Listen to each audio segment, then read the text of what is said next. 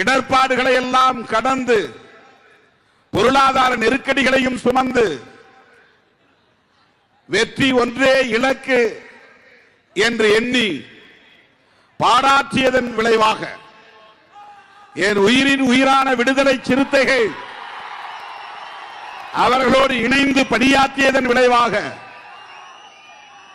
சுவாமி சகஜானந்தா போன்றவர்கள் இந்த மண்ணிலே ஏற்படுத்திய விழிப்புணர்வின் விளைவாக இன்றைக்கு திருமாவளவன் இந்த வெற்றியை பெற முடிந்திருக்கிறது.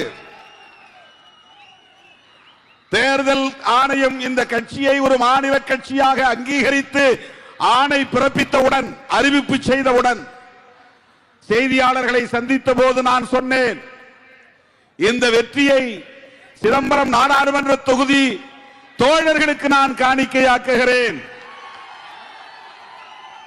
அதிலும் குறிப்பாக 1999 ஆண்டு நடைபெற்ற நாடாளுமன்ற பொதுத் தேர்தலின் போது, தேர்தல் வன்முறையின் போது ரத்தம் சிந்திய தோழர்களின் காலடியில் இந்த வெற்றியை, இந்த அங்கீகாரத்தை நான் காணிக்கையாக்குகிறேன் என்று சொன்னேன்.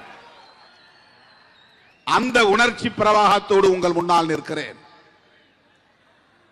சிதம்பரம் தொகுதியிலும் விழுப்புரம் தொகுதியிலும் நாம் பெற்ற வெற்றி தான் நமக்கு இந்த அங்கீகாரத்தை தந்திருக்கிறது.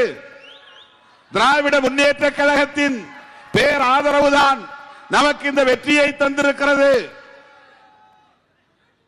என்றாலும் கூட முதலாக பெருந்தலைவர் மக்கள் தலைவர் மூப்பனார் அவர்களின் நல்லாசியோடு இந்த களத்திலே நாம் காலடி எடுத்து வைத்த போது, களமிறங்கிய போது, கண்ணை கட்டி காட்டிலே விட்டதை போல எந்த திசை பக்கம் பயணிக்க வேண்டும் என்று கூட தெரியாத நிலையில், தேர்தல் வேலை செய்வதற்கு அரிச்சுவடி கூட கற்காத சூழலில் வன்முறைகளை எதிர்கொண்டோம், குருதி சிந்தினோம், குடிசைகளை இழந்தோம்,